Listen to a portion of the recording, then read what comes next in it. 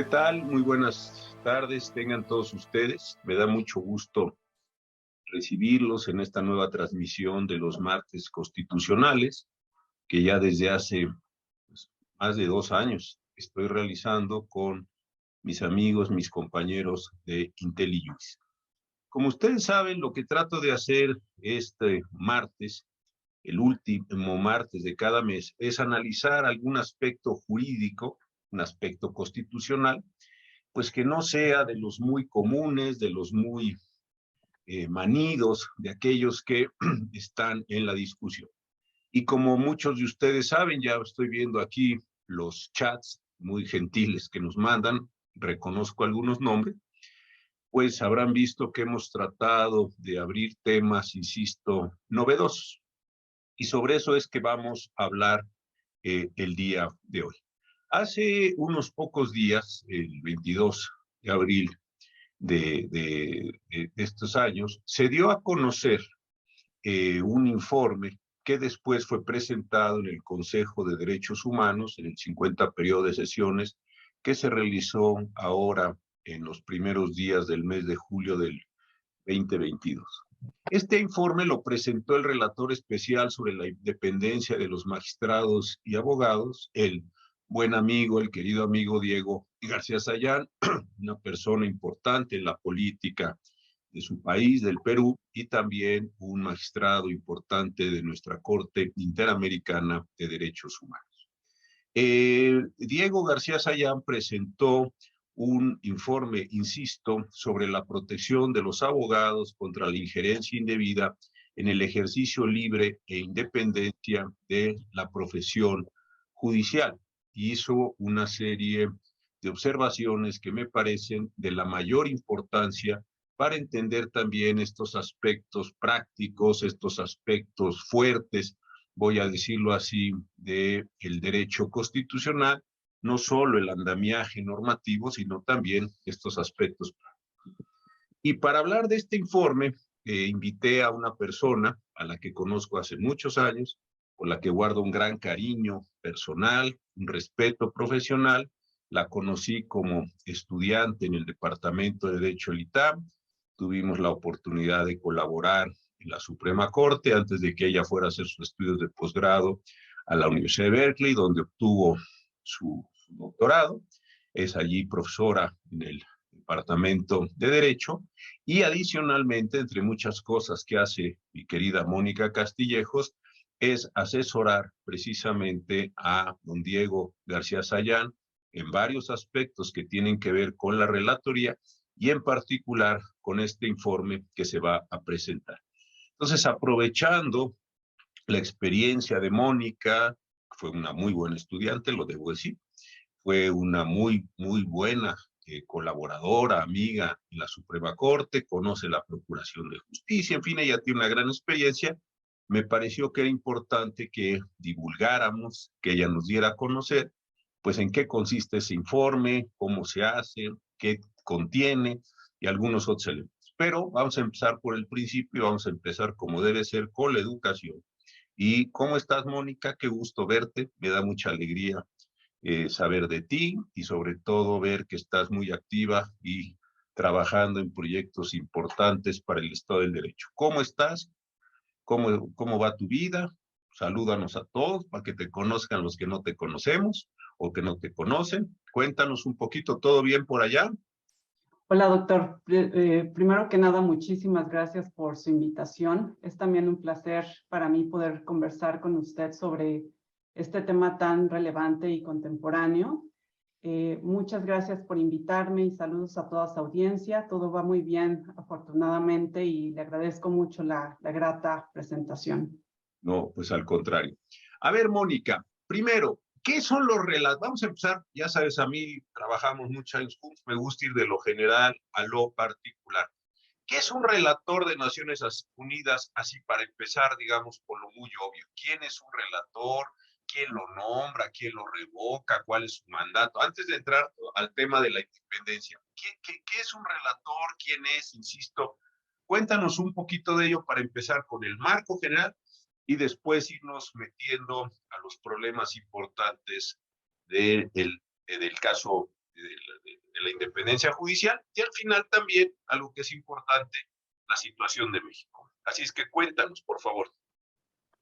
Sí, claro que sí, doctor. Bueno, yo creo que es importante que podamos conocer un poco el propósito y el contexto histórico de la relatoría, no solamente para saber o entender un poco las implicaciones, no solamente internacionales, que tiene un informe de esta naturaleza a nivel de la comunidad internacional, pero también el efecto que va a tener o posiblemente pueda tener este informe dentro de las jurisdicciones nacionales.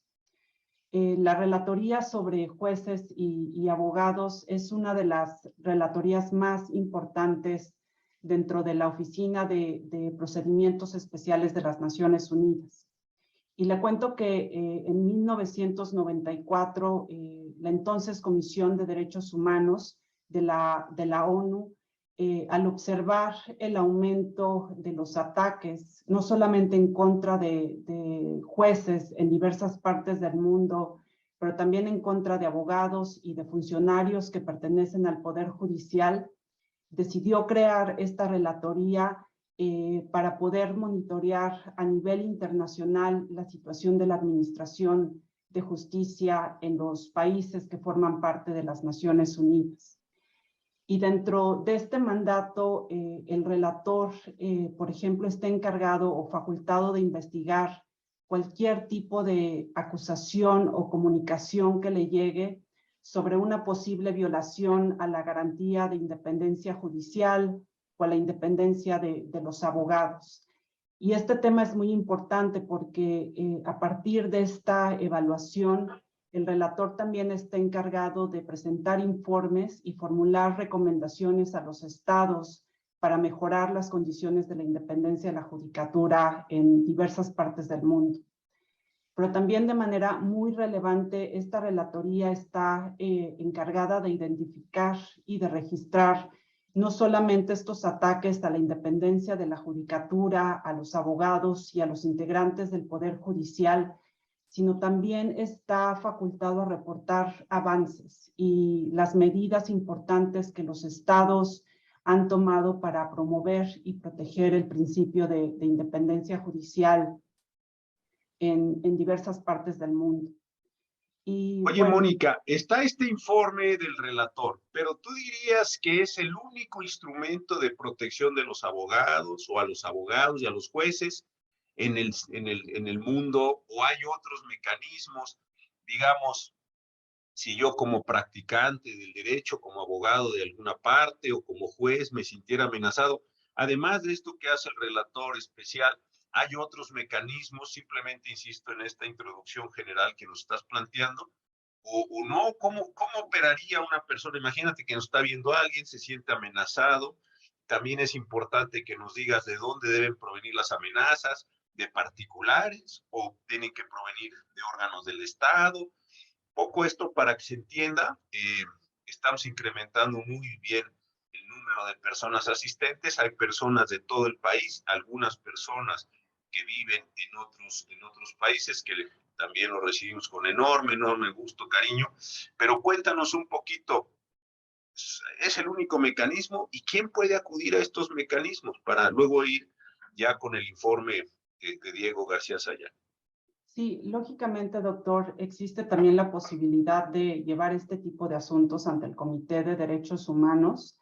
Sin embargo, precisamente por la especialización de la materia, esta relatoría es como el órgano principal encargado de recibir todas las solicitudes por parte, por ejemplo, de integrantes de organizaciones de la sociedad civil o de otro tipo de grupos de interés que estén encargados o estén trabajando en el monitoreo y la visibilización de este tipo de casos cuando jueces o abogados se encuentran en riesgo por el simple hecho de realizar o de practicar su profesión.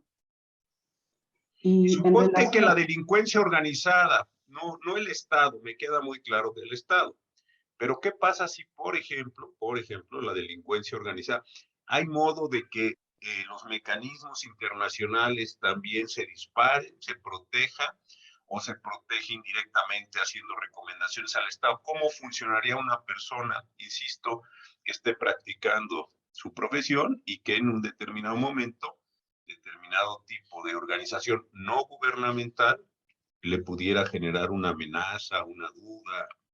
¿Qué pasaría ahí? ¿Cómo podría proceder estas personas, Mónica?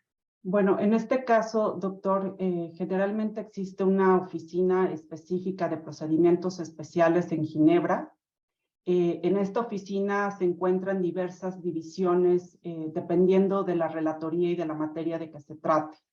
Entonces, cualquier individuo, u otra vez repito, integrantes de organizaciones internacionales que estén abocadas a la defensa de los abogados o a los jueces, pueden mandar estas solicitudes a las relatorías y existe un proceso al interior burocrático donde se revisan las solicitudes, se empieza la conversación con el relator y a partir de ahí el relator y esta oficina empiezan a decidir si es importante mandar una comunicación de inmediato al Estado para que tome las medidas necesarias para proteger al abogado o al juez del que se trate, o simplemente se mandan comunicados de prensa, o en muchas ocasiones, como el relator García Sayán lo hace, es utilizar las redes sociales para públicamente denunciar el acoso o las amenazas a jueces o abogados en distintas partes del mundo.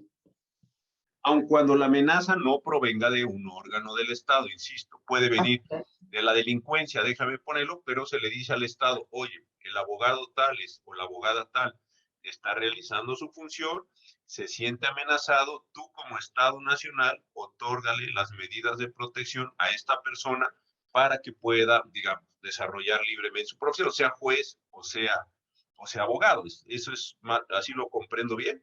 Así es, doctor. Y de hecho es bien importante que usted mencione el tema de la delincuencia organizada, porque este es un tema que el relator adoptó desde el inicio de su mandato. En el 2019, él precisamente presentó una iniciativa ante el Consejo de Derechos Humanos y después la reiteró ante la Asamblea General sobre la necesidad de reformar los principios básicos de la independencia de la judicatura y de los relativos a la profesión jurídica, precisamente por esta preocupación que él tenía de adaptar estos instrumentos internacionales a las condiciones modernas o contemporáneas de los retos y desafíos que están enfrentando los jueces y los abogados. Entonces, básicamente, él comentó que uno de estos desafíos era precisamente la influencia de los grupos de delincuencia organizada dentro del Poder Judicial o afuera del Poder Judicial para generar algún tipo de presión o influencia en el proceso de decisión judicial o para inhibir a integrantes de la profesión jurídica para seguir litigando determinados asuntos. Pero este es un tema que él adoptó desde el inicio de su mandato y constantemente lo ha repetido en diversos informes que ha presentado ante estos dos organismos. Fantástico. Bueno, entonces ya tenemos claro cuáles son los mecanismos, cómo se da esta situación. Entonces vamos a una cuestión muy importante. ¿Cuál es el contexto específico de este informe que yo mencionaba hace un momento, que se presentó hace algunos días? Cuéntanos un poquito cómo nació esto. ¿Fue una intuición? ¿Es la necesidad de rendirlo periódicamente? ¿Qué consideró? ¿Viajó mucho el relator? Un poco cuéntanos para que sepamos todos cómo es la mecánica, déjame ponerlo así, de construcción de un informe tan importante como el que nos estás contando tú, Mónica. Sí, claro que sí, doctor. En primer lugar, en el 2020 quisiera compartirles a todos que tuvimos la oportunidad de participar en una reunión donde el relator fue invitado para recabar determinadas informaciones sobre los abogados y la situación de los abogados a nivel global. Y en esta reunión estuvieron representantes de diversas organizaciones internacionales que están encargadas de directamente visibilizar los casos en donde abogados han sido amenazados o asesinados o desaparecidos por el único hecho de practicar su profesión en los países. Pero en esta reunión yo creo que el aspecto fundamental fue que se habló de la importancia de la abogacía en la protección del Estado de Derecho y de los derechos humanos, pero también se habló de la importancia, por ejemplo, de los abogados en la contribución de generar confianza en los sistemas de administración de justicia y de generar mejores accesos a todos a la justicia o a los sistemas de justicia en los países que ellos estaban representando. Pero también se habló o se discutió este reto o el obstáculo de no poder ejercer de manera libre e independiente su profesión debido a los diferentes no sé, amenazas u obstáculos que generalmente los estados o las autoridades estatales imponen para inhibir esta práctica. Y considero que esta reunión fue sumamente importante, doctor, porque fue un ejercicio preliminar para evaluar las condiciones de cómo se encontraba la práctica de la profesión a nivel global. Y de manera muy preocupante también se discutió cómo el Estado de Derecho y la democracia en estos días se encuentra bajo mucha presión. Y tal vez uno de los factores determinantes que les llevó a tomar esta conclusión fue no solamente el volumen de solicitudes que ha recibido el relator durante los últimos años, sino también la complejidad de estas solicitudes. Y, por ejemplo, un elemento también muy interesante que en esta reunión se tocó fue que algunos de los países que cuentan con altos índices de Estado de Derecho también han empezado a hacer solicitudes de esta naturaleza precisamente por los riesgos que están enfrentando los abogados en diversas, no sé, en diversos países en desarrollo.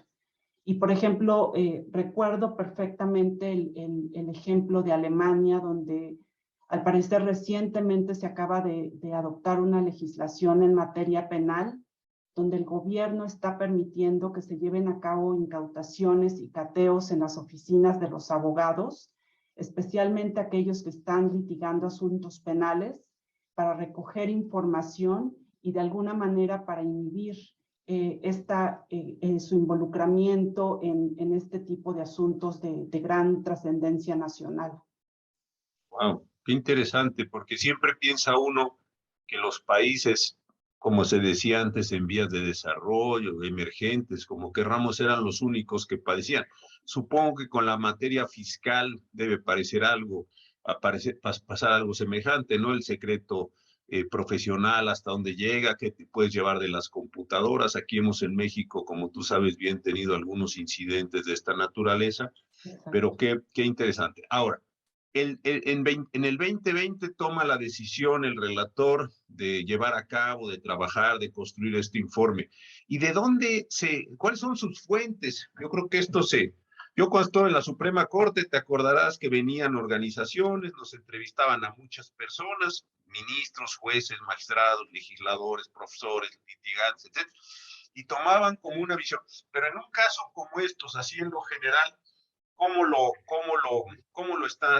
hizo? ¿Cómo se suele hacer estos informes? Desde luego en lo que puedas contarnos. No se trata que cometemos aquí ninguna indiscreción, ¿verdad? Sí, claro, sin ningún problema, doctor. Y precisamente por las razones que le comenté, fue a partir de esta reunión y de asuntos en particulares que él estuvo revisando directamente, fue cuando decidió elevar esta discusión a nivel de las Naciones Unidas. Y precisamente en noviembre del año pasado, él hizo un llamado a los estados y a las diferentes organizaciones internacionales que se dedican a monitorear el trabajo de los abogados, a contribuir y a presentar información y casos específicos. Y a partir de diciembre del año pasado a febrero de este año, también tuve el privilegio de participar en todas las consultas regionales para recopilar la información que fue incluida en este informe. Y, por ejemplo, doctor, le cuento que entre el tipo de información que estas organizaciones o colegios de abogados o abogados en su calidad personal que participaron en estas consultas regionales, por ejemplo, compartieron información sobre el tipo de medidas constitucionales, legales, administrativas o de política pública que sus estados habían incorporado para prevenir algún tipo de amenaza o acoso o injerencia indebida en las actividades de los abogados. Hubo un detalle muy interesante porque la mayoría de las organizaciones que participaron en estas consultas dijeron que no existe un marco jurídico tal que específicamente proteja la actividad de los abogados en sus países. O sea, si bien es cierto, existen estas garantías sobre el debido proceso y el juicio justo e imparcial, pero a nivel constitucional o legal no existe un marco normativo que les permita proteger a nivel local la actividad de la profesión jurídica. Y otro elemento también o información que ellos proporcionaron fueron el tipo de mecanismos que los estados han implementado para prevenir o sancionar las injerencias respecto al libre ejercicio independiente de la profesión. Y lógicamente aquí muchos de los participantes hablaron también de este círculo vicioso, doctor, donde muchos de ellos hablaron sobre el problema de que el Poder Judicial dependa en su mayoría del Poder Ejecutivo desde el punto de vista financiero, porque para ellos consideran que esto ha impactado terriblemente la forma en que se han construido las condiciones de litigio en sus países, porque lógicamente esta dependencia ha generado que los jueces no sean libres para poder decidir determinados asuntos relevantes que estos abogados han litigado, y lógicamente no se ha podido desarrollar jurisprudencia relevante en estas materias. Entonces se me hizo muy interesante que ellos relacionaron la falta de independencia judicial con el tipo de actividad jurídica que ellos han podido desarrollar en sus países. Pero también, por ejemplo, hicieron referencia al tipo de barreras legislativas, administrativas o institucionales que hayan obstaculizado la labor de los abogados o abogadas en el ejercicio de esta función.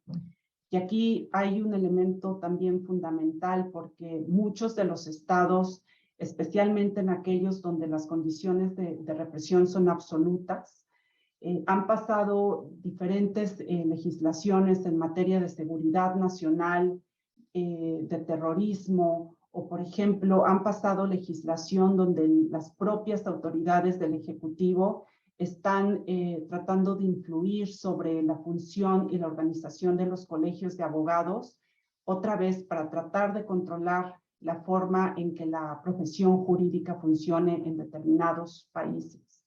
Y finalmente, muchos de ellos también proporcionaron casos muy específicos donde abogados han sido intimidados o han sufrido algún tipo de hostigamiento, acoso o algún tipo de medida que tenga que ver con injerencias indebidas para inhibir nuevamente la práctica de la profesión.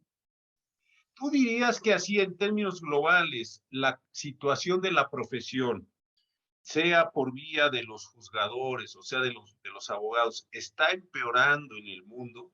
Seguramente, pues para hacer este informe, yo conozco tu forma de trabajar, conozco también la forma de trabajar de García Sayán y de algunas otras personas que seguramente los acompañan. Ustedes, digamos, tienen un comparativo. Imagínate que te dijera, no lo tomes así rigurosamente, pero ¿está mejor la profesión hoy que hace 10 años? ¿Está peor?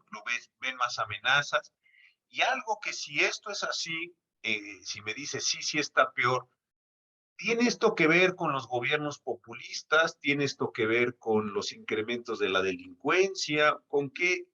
En caso de que me dijera sí está peor, o no avanzó, lo que sea, ¿a qué le atribuirías? ¿Cuáles serían las causas? A mí intuitivamente se me ocurren algunas, pero pues yo no soy el experto en esto ni redacté el informe, ¿tú sí? De hecho, doctor, precisamente durante el diagnóstico y durante la elaboración de este documento, lo que pudimos percibir es efectivamente cómo la función o el ejercicio de la profesión ha sido ha estado bajo amenaza en muchas ocasiones y bajo diferentes condiciones. Y es muy interesante lo que usted comenta porque precisamente en varios foros el relator también ha comentado este aspecto que, por ejemplo, si nosotros analizamos las experiencias del pasado en relación a cómo se presentaban las intimidaciones respecto a abogados en los regímenes dictatoriales o autoritarios, como usted lo recuerda, muchos de estos abogados fueron asesinados, desaparecidos o amenazados, pero únicamente por el hecho de litigar asuntos que tenían que ver con graves violaciones a los derechos humanos durante o después de estos periodos de represión. Pero ahorita lo que estamos viendo es que esta tendencia está regresando, pero lógicamente está retomando más fuerza en gobiernos donde los líderes son autócratas o existe un mayor grado de populismo, como usted bien lo acaba de mencionar.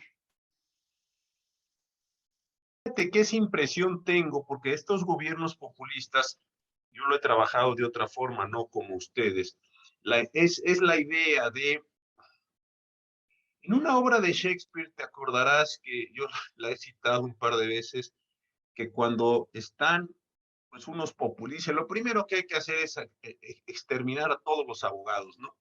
Y eso varias personas lo han dicho aquí en México, no como exterminación física, no creo que esa sea, pero sí como una forma de desplazarlos, porque creo que al final de cuentas, jueces y abogados lo que hacen es tratar de construir un mundo de derechos. Yo tengo un derecho a, tú tienes una obligación de, yo tengo un derecho, ahí estamos en las situaciones de correlatividad.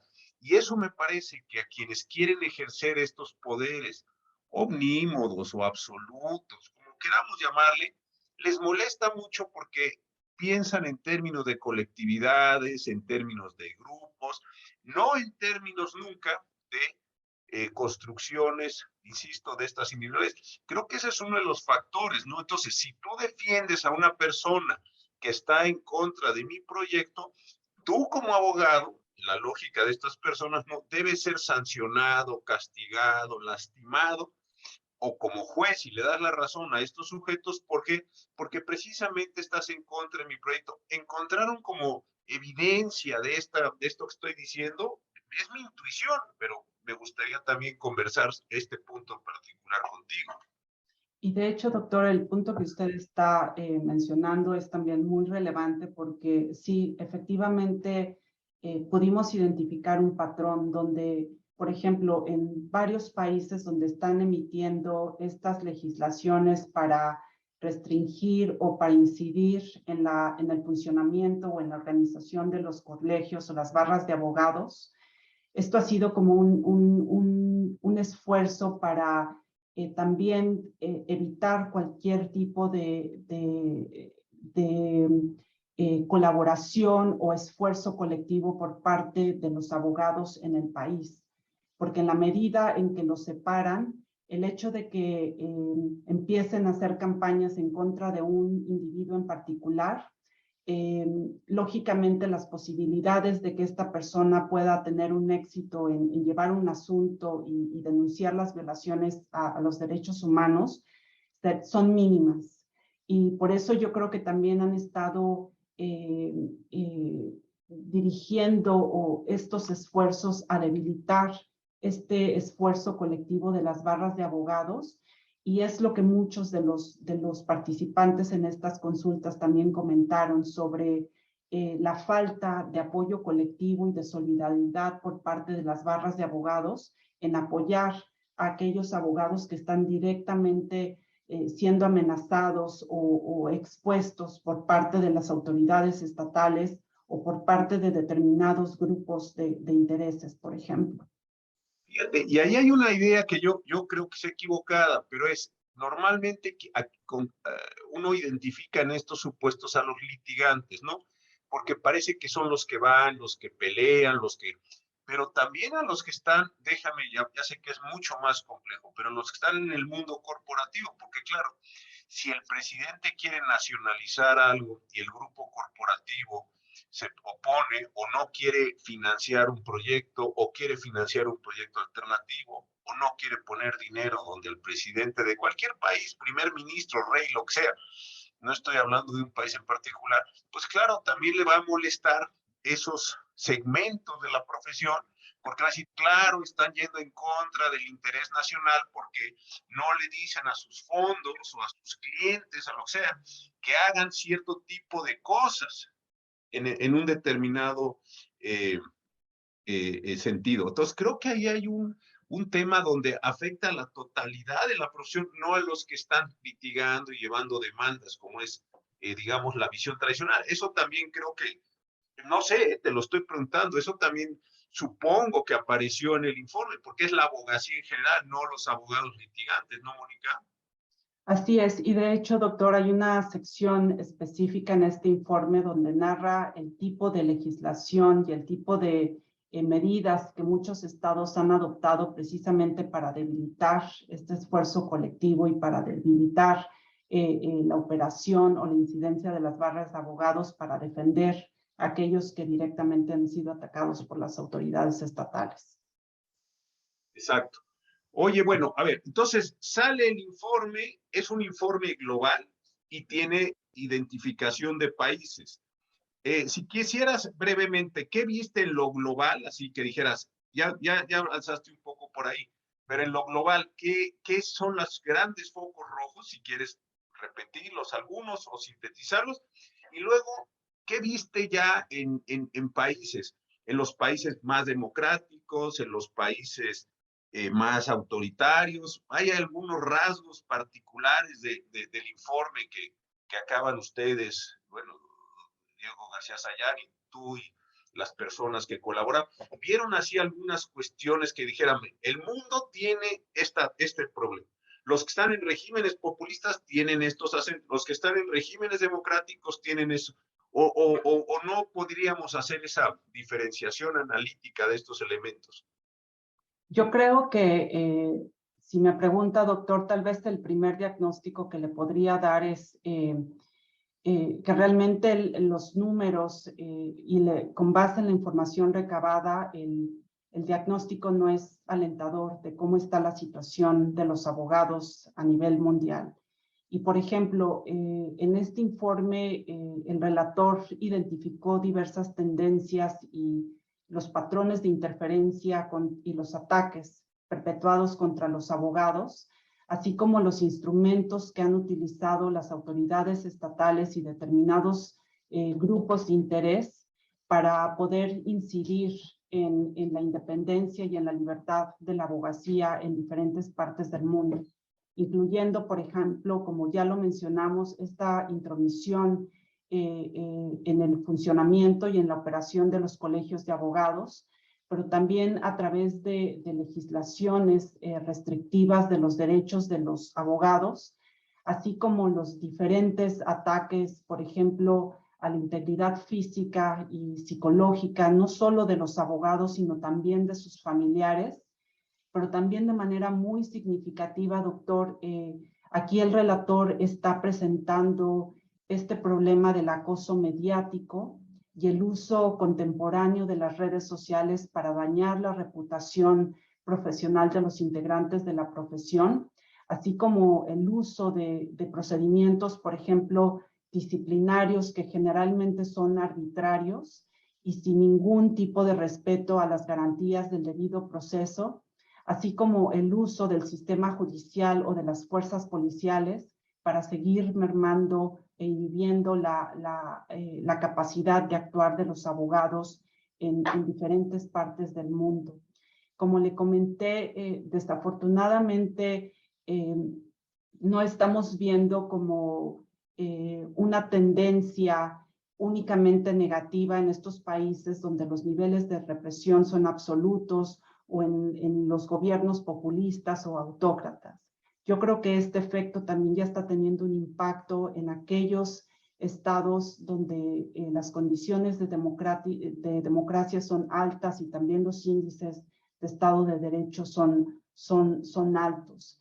Y por ejemplo, doctor, en este punto también me gustaría relacionar esta conversación no solo con el trabajo que el relator García Sayán está haciendo para visualizar y convertirse en una voz para proteger a los abogados y a los jueces en riesgo, pero también es bien interesante analizar el papel extraordinario que la relatora de los defensores de los derechos humanos ha hecho, Mary Lawlor, porque ella también desde su relatoría ha reportado, por ejemplo, que anualmente más de 300 abogados son asesinados en todas partes del mundo. Y ella también en alguno de sus informes pudo identificar que existen 6 países donde esta práctica simplemente es ya regular o constante. Y en primer lugar se encuentra lógicamente Filipinas, en segundo lugar es Brasil, seguido de Colombia, México, Honduras y Guatemala. Todo esto en este orden. Entonces, ella también en uno de sus informes describe que en 66 países, por ejemplo, y esto significa que 1/3 de los Estados miembros de las Naciones Unidas han tenido por lo menos un defensor que generalmente también es abogado asesinado en sus jurisdicciones. Entonces, el hecho de que ella también esté identificando estos 6 países como banderas rojas sobre los constantes ataques a la abogacía, esto no implica que en otros países no esté ocurriendo, sino que también son menos frecuentes, pero desafortunadamente esta tendencia también se está expandiendo a otros estados integrantes de las Naciones Unidas. Ahorita, antes de entrar al tema muy delicado de la muerte de los abogados, me gustaría detenerme en algo que dijiste de pasada, y es muy serio también, y aquí en México lo hemos visto, que es también el tema de las redes sociales, ¿no? Lo dijiste, y muy importante dato, la forma de amenaza, la forma de amedrentamiento de los abogados, de su práctica, de los jueces, porque también a los jueces les toca esta forma de presión sobre su actividad a través de las redes. Ahí yo me supongo que muchas de las personas que nos están siguiendo tienen una intuición, pero no puede ser esa intuición, digamos, no puede esa intuición desplazar a lo que estamos viendo, digamos, desde el punto de vista empírico que ustedes han seguido. ¿Qué ven ahí en la parte de las redes? Primero, cuál es el modus operandi, déjame decir, y qué les preocupa? ¿Qué efectos ha tenido? Cuéntanos un poquito, porque creo que es un dato central en este tiempo que nos ha tocado vivir. Sí, doctor. De hecho, específicamente la relatora también en alguno de sus informes, ella comenta que ha identificado un patrón determinante. Por ejemplo, primero se inician con estas campañas de desprestigio donde en primer lugar tratan de poner a los abogados o a las abogadas en una situación de vulnerabilidad y poniéndolos en una condición de ostracismo donde se sientan que no están recibiendo apoyos, por ejemplo, de las barras de abogados o colegios o de algún otro tipo de grupo que los apoye. Y después este tipo de ataques o amenazas directos empiezan a aumentar a nivel de las redes sociales, generando estas campañas de desprestigio. Y después de un sinnúmero de amenazas recibidas por la labor o los asuntos que estén llevando, desafortunadamente muchos de ellos han terminado en asesinatos. Entonces, ellos también identificaron el patrón de que previo al asesinato, el abogado o el defensor de derechos humanos recibió un sinnúmero de amenazas y una vez cumplido como este proceso, prosiguieron al asesinato del abogado. Entonces, ella pudo identificar otra vez de la información que recopiló para integrar uno de sus informes. Ella presenta este patrón muy grave, en mi opinión también. Ok, ahora, ya nos quedan menos minutos y seguramente las personas estarán interesadas en saber varias cosas. El relator vino a México, trabajó México, recopiló México, y dos, hay información, hay hallazgos, déjame decirlo así, sobre México, cómo le fue a México en todo este caso. Cuéntanos, porque creo que este va a ser un tema central para los próximos años. En el recuento que hiciste ya pusiste un dato de los países con mayor número de abogados asesinados, de abogadas asesinadas con motivo del ejercicio de su profesión. México, si no entendí mal, está en cuarto lugar. Así es. Entonces, un poco cuéntanos qué encontraron, qué hallazgos hay, qué te preocupó particularmente de lo que ustedes terminaron construyendo en este informe para estos efectos. Sí, doctor. Efectivamente, durante estas consultas también diferentes integrantes de la profesión jurídica y organizaciones que trabajan en México o en otras partes del mundo también presentaron datos relevantes sobre la situación que enfrenta el país en este momento. Lógicamente, muchos de estos integrantes, las reuniones se llevaron bajo las reglas del Chatham House, entonces no puedo compartir No. sobre esto, pero sí hay un dato muy importante, doctor, que me gustaría compartir con usted y con toda su audiencia el día de hoy, porque durante el diálogo interactivo que el relator llevó a cabo la semana pasada, la forma o el formato que se lleva es generalmente presenta el informe ante las autoridades del Consejo de Derechos Humanos, y una vez presentado, los Estados miembros tienen la oportunidad de intervenir por 2 minutos para reaccionar al resultado de este informe. Me llamó mucho la atención el tema que el representante de la misión permanente de Perú habló en nombre de 10 países latinoamericanos. Él habló en nombre de Argentina, Brasil, Colombia, Chile, Honduras, México, Panamá, Paraguay, Uruguay y por supuesto Perú. Y fue muy interesante porque el representante de la misión compartió los resultados que el relator García Sayán presentó, y también compartió esta preocupación de cómo la abogacía ha sido amenazada y acosada en diferentes partes del mundo.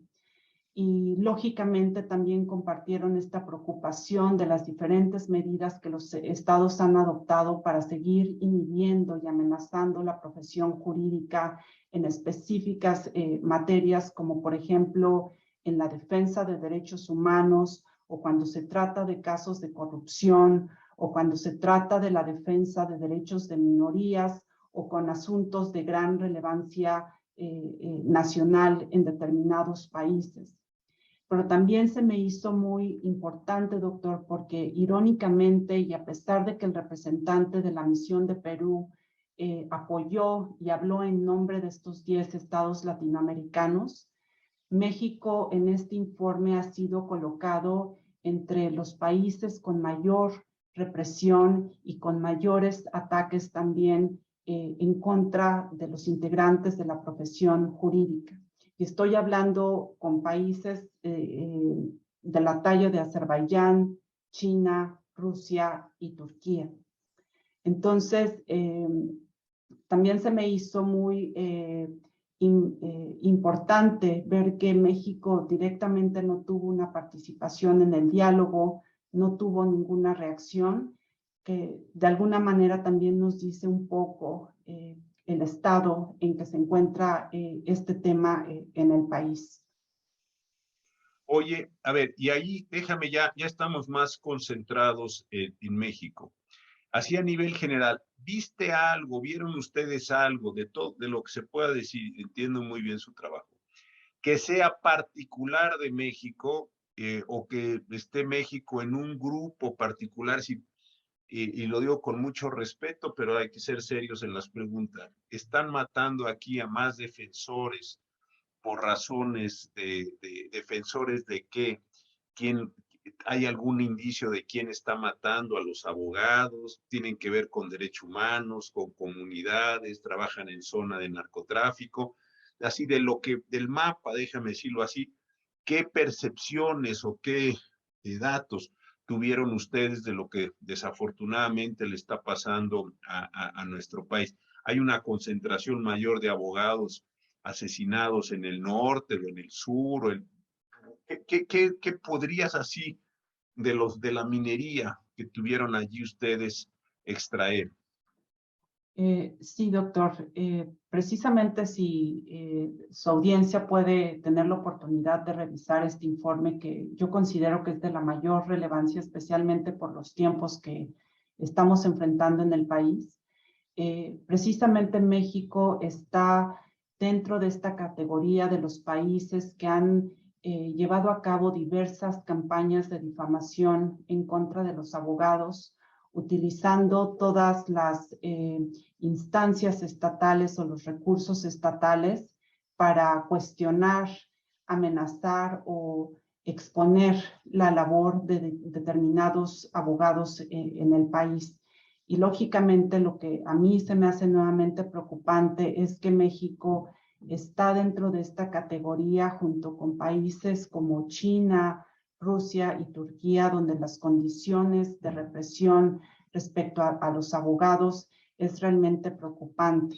Y le pongo el ejemplo de Turquía, doctor, donde a partir desde el año 2016, más de 1,600 abogados han sido detenidos y muchos de ellos ahorita se encuentran en condiciones muy precarias en prisiones de Turquía, y 600 de ellos también se encuentran bajo proceso. Y también me gustaría compartirle a usted y a toda su audiencia un caso muy particular que también fungió como un factor un catalizador para que el relator pudiera abordar este tema ante el Consejo de Derechos Humanos. Y este es el caso de una abogada que se llamaba Ebru Timtik. Ella desafortunadamente fue detenida por las autoridades de inteligencia en Turquía.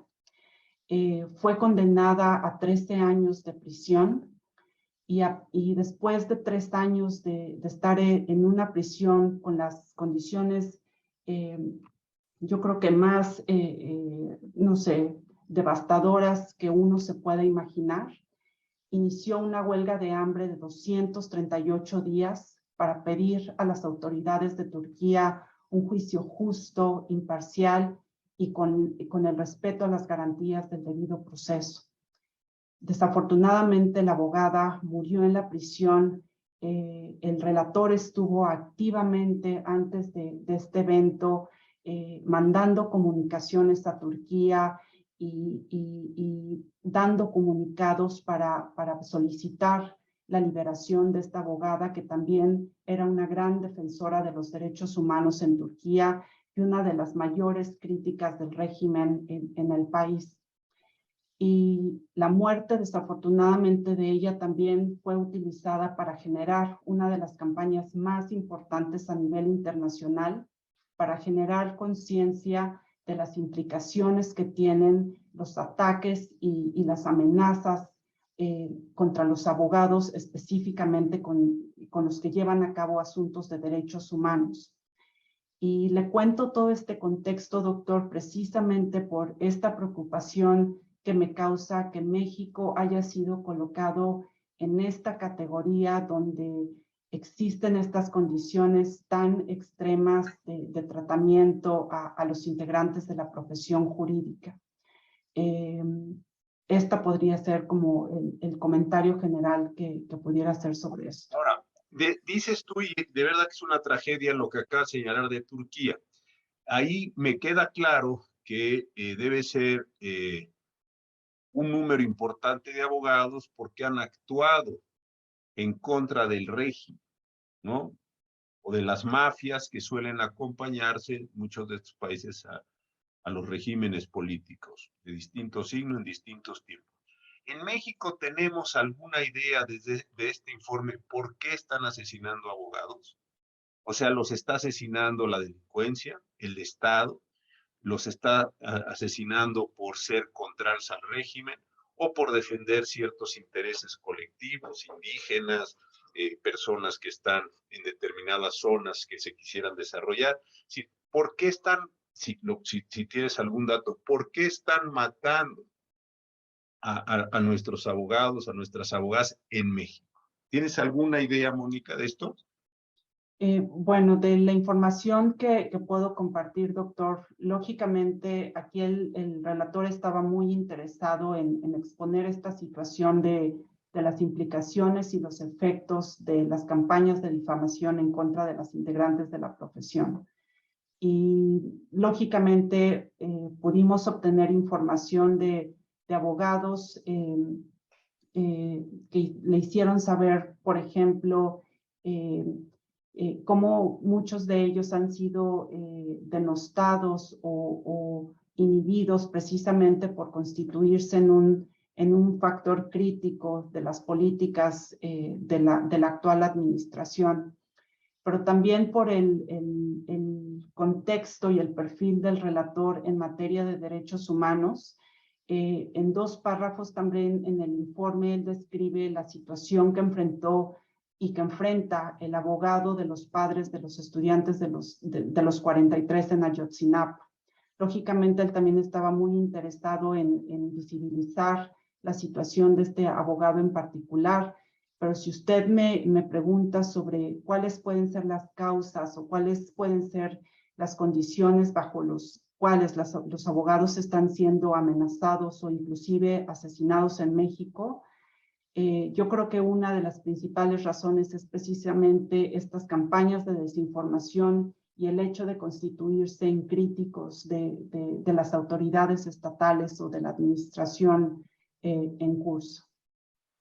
Ese es un dato terrible, Mónica. Oye, y otra cosa que nos estás diciendo, que me parece de la mayor importancia, estoy copiando el enlace porque varias personas me están pidiendo, es una información pública, no estoy cometiendo ninguna indiscreción. Ahorita si lo puedo, lo copiaré para que el enlace, para que lo puedan ustedes ver, o si tú lo puedes subir, tú eres mucho más eficiente en muchas cosas y electrónicamente también. Si lo puedes subir ahí la liga para que las personas, ahí está, ya lo subió Acabo de compartir la liga. Ya, aquí está en la liga, muchas personas me lo están pidiendo, tenemos un número muy importante, ya viste, una audiencia amplia, ahí están, compañeros, para que lo puedan ustedes ver, y ahí está este informe. Entonces, déjame ir cerrando porque nos quedan escasos minutos. Te he tratado de hacer preguntas que algunas personas del auditorio también nos han preguntado. La situación, entonces, es muy delicada para México. Dentro de las muchas malas noticias que estamos viviendo en materia de seguridad, en materia de inflación, la situación de la profesión, ahorita no nos hemos concentrado tanto en los jueces que tienen también situaciones muy serias, pero más en los abogados, en quienes están practicando la profesión. Tus noticias no son buenas noticias, Mónica. Y bueno, lamentablemente, doctor, no son las mías, pero lógicamente es el reflejo de lo que el relator está expresando en este informe. Y sí, efectivamente, desafortunadamente, el diagnóstico general que él tuvo la oportunidad de realizar en este informe no es tan esperanzador. Y pues él, al culminar este informe, también está presentando una serie de recomendaciones que me gustaría también tener la oportunidad de compartir brevemente. Déjame, antes de eso, y sí vamos a tener tiempo. Yo me recuerdo un poco antes que yo entrara a la Suprema Corte, allá en el 2003, y tú y yo y otros compañeros muy queridos llegamos juntos a la Corte. En aquellos tiempos se había presentado un informe, ¿te acuerdas? Sobre independencia, etcétera. Pero lo que me llama la atención, comparando el informe de ustedes de hace unos pocos días con el de aquel entonces, es que en aquel entonces se hablaba de una falta de independencia judicial en algunos lugares, más o menos identificados, que esa presión venía desde el Estado fundamentalmente, era el Estado el que tenía, déjame decirlo así, un control sobre los jueces, los magistrados, los ministerios públicos que se portaban mal, porque no todos se portaban. Pero lo que aquí estás tú diciendo del informe es un cambio cuantitativo y cualitativo. ¿Por qué razón? Porque esta presión ya no solo viene del Estado, ya no es solo el tema de la llamada, de la corrupción, que no estaba bien, simplemente estoy destacando. Aquí creo que lo que estamos viendo es un cambio completo de signo, porque son muchas las fuerzas de presión sobre los juzgadores, sobre los agentes del derecho, sobre los practicantes. En aquellos informes tampoco se hablaba mucho que hubiera presiones sobre los abogados, más bien los abogados eran agentes libres que intercambiaban, en fin. Aquí me parece que es un cambio completamente distinto. ¿Tú así también lo estás viendo, Mónica?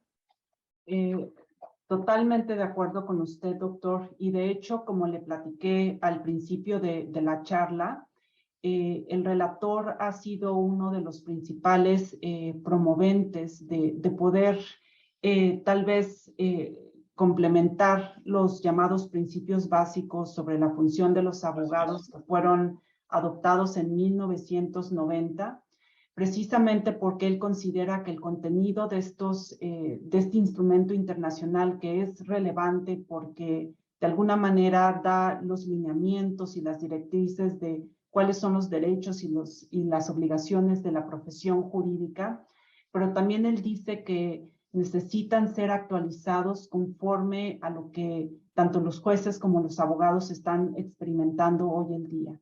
Y es precisamente esta influencia que usted menciona, doctor, sobre la posible influencia de las redes del narcotráfico o de la delincuencia organizada en general respecto al poder judicial o respecto a la forma en que las condiciones de la abogacía son ejercidas en diversas partes del mundo. Y yo creo que ahí uno de los ejemplos principales puede ser el caso de Guatemala, doctor, donde Sí. muchos jueces, fiscales, abogados han sido o asesinados, destituidos, o muchos han dejado su país precisamente porque estuvieron directamente en el combate a la corrupción y en el combate al desmantelamiento de las redes de delincuencia organizada. Y lógicamente este es un monstruo que ya no pudieron enfrentar y tuvieron que salir de sus países, o muchos de ellos fueron asesinados por la gran labor que realizaron durante muchos años en Guatemala. Así es. Ahora sí, ¿cuáles son las recomendaciones del informe, Mónica? Con esto vamos a ir cerrando, nos quedan unos 4 minutos, pero creo que ustedes tienen, yo ya leí el informe desde luego, ya hace algunos días, lo comenté inclusive, pero por favor, dinos así, para no quedarnos todos con esta tristeza que produce la lectura de estos informes del mundo y de nuestro país, por favor. Sí, doctor. Quiero reiterar nuevamente que vale mucho la pena leer este informe y atender cada una de las recomendaciones que presenta el relator en esta materia. Pero si puedo mencionar tal vez 4 de las más importantes, es primero este llamado que está haciendo el relator a los estados a tomar medidas efectivas, doctor, para poder incorporar el contenido de los principios básicos sobre la función de los abogados a los ordenamientos internos. En segundo lugar, él también está haciendo un llamado a tomar medidas importantes para poner fin a estas amenazas, al acoso o al maltrato de aquellos que ejercen la profesión de abogados. Y yo creo que de manera muy importante, doctor, también el relator está haciendo un llamado a los miembros de la profesión a denunciar el acoso y las amenazas. Él está diciendo, es importante que los abogados sigan denunciando y lógicamente existe esta vía internacional para hacerle saber a él sobre los asuntos importantes o el tema de acoso que cualquier integrante de la profesión esté enfrentando. Pero creo que este es un llamado muy, muy importante. Y finalmente, él también está incentivando a los estados a revisar, a modificar o a abstenerse de aprobar cualquier tipo de legislación que esté encaminada a mermar el ejercicio de la profesión jurídica en el mundo. Y específicamente él se está refiriendo a este tipo de legislación en materia de seguridad nacional o legislaciones en materia de terrorismo que han sido utilizadas para, de alguna manera, arrestar o detener a determinados abogados y acusarlos por estos delitos, otra vez únicamente por realizar la labor o su profesión jurídica de la mejor forma y de la mejor manera efectiva posible. Buenísimo. No sabes la cantidad aquí lo puedes ver tú, de menciones generosas, cariñosas que estás recibiendo por tu exposición. Yo nada más fui el moderador, pues lo has hecho espléndidamente, querida Mónica. Muchas Yo gracias. creo que este tema lo vamos a seguir explorando en varios foros. Es muy importante que no lo veamos. Hemos tenido una audiencia alta y además todas las personas que después los ven son muchas más de las que se podrían imaginar. Creo que es muy importante esta primera exposición, este primer llamado de atención para que reaccionemos y estemos atentos. La pérdida de los abogados no es una cosa menor, como no es la de los periodistas, los defensores de derechos humanos, porque se van encogiendo las sociedades. Muchísimas gracias, Mónica, qué buena exposición, como siempre, muy agradecido contigo, muchas felicitaciones, te mandamos un abrazo muy afectuoso hasta Berkeley, California, y sigamos en contacto, por favor. Muchas gracias, doctor, un placer. Al contrario, querida Mónica, y un saludo muy afectuoso para ustedes, nos vemos en un mes, en otro martes constitucional, donde, como les decía, estamos tratando de explorar algunos temas no tan obvios del derecho constitucional, pero que sí inciden fuertemente en todo este quehacer tan precario de nuestros tiempos. Muy buenas noches, que estén todos ustedes y sus familias muy bien. Muchas gracias, doctor. Hasta luego.